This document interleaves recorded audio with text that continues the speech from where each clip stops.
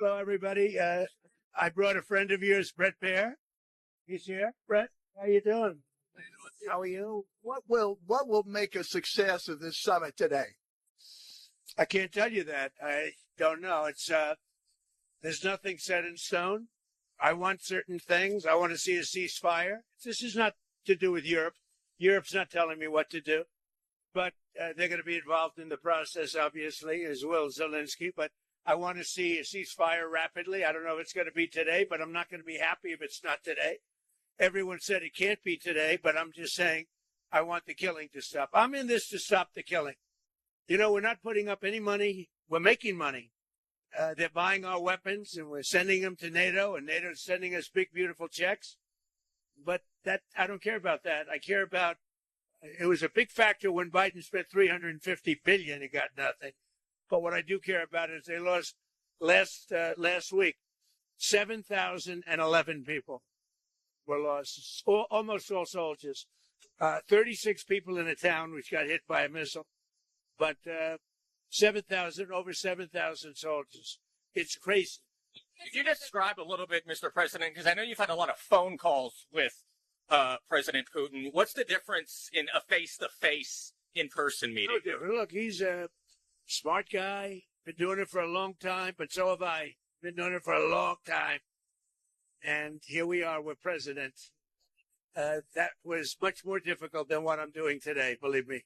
So we get along. There's a good respect level on both sides. And I think, something's going to come of it. I noticed he's bringing a lot of business people from Russia. And that's good. I like that because they want to do business, but they're not doing business until we get the war settled. Are you going to talk about business? We have the hottest country on earth. We have the hottest economy on earth. We have the hottest country. We just set a new stock market record again. We have hundreds of billions of dollars flowing in from tariffs. We're the hottest. We were a dead country, dead like doornails, a dead country. 1 year ago, we were dead as a doornail, and now we have the hottest country. And he wants a piece of that because his country is not hot economically. In fact, it's the opposite. And China's not doing well economically, but look, I want everybody to do well. The war's got to stop and the killing's got to stop. Mr. President, what do you mean by secure? Thank you for coming back to take questions.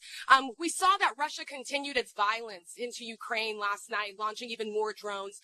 What did you make of that? I think they're trying to negotiate. He's trying to set a stage. I mean, in his mind, that helps him make a better deal. It actually hurts him. But in his mind, that helps him make a better deal if they can continue the killing. Maybe it's a part of the world. Maybe it's just his fabric, his genes, his genetics. But he thinks that makes him, gives him strength in negotiating. I think it hurts him, but I'll be talking to him about it later. On the table for discussions today, Mr. President, are the territorial swaps on the table? Will you be discussing that? They'll be discussed, but I've got to let Ukraine make that decision. And I think they'll make a proper decision. But I'm not here to negotiate for Ukraine. I'm here to get them at a table. And I think you have two sides. Look, Vladimir Putin wanted to take all of Ukraine. If I wasn't president, he would right now be taking all of Ukraine. But he's not going to do it. Mr. President, what did you mean? Just one thing. What about the possibility of the United States providing security guarantees to Ukraine? Maybe. Along with Europe and other countries. Not in the form of NATO, because that's not going to, there are certain things that aren't going to happen. But, along with Europe, there's a possibility of that. The number of business people that President Putin is bringing along, is that something that you want to discuss with President Putin at this meeting? Yeah, if we make progress, I would discuss it, because that's one of the things that they would like. They'd like to get a piece of what I built in terms of the economy. Just so you know, we were a dead country with our economy. He wouldn't be interested. He wouldn't have been interested a year ago with the Biden economy. But he is interested in the Trump economy because wait till you see when those factories start opening up. We have hundreds of factories all over the country, and that includes auto factories, AI factories, and every other. They're all coming in because they want to beat the tariffs.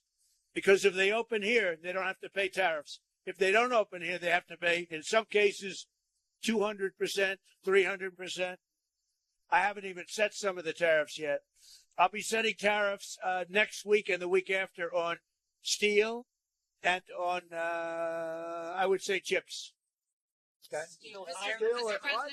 Chips and semiconductors. We'll be setting sometime next week, week after. What rate are you looking at? What rate? Well, I'm going to have a rate that is going to be lower at the beginning. Then that gives them a chance to come in and build. And very high after a certain period of time. And if they don't build here, they have to pay a very high tariff, which doesn't work, so they'll come and build. Mr. President, hi. You had said earlier. I didn't see you over there. Isn't he a gentleman? He's helping me out. He's a very nice. He's one of the few nice ones, actually. You had said earlier this week that Putin would face severe consequences if you get the sense from him that he's not interested. What do you mean by that? Economically severe. Yes, it will be very severe. I'm not doing this for my health. Okay, I don't need it. I'd like to focus on our country, but I'm doing this to save a lot of lives. Yeah, very severe. Thank you very much, everybody.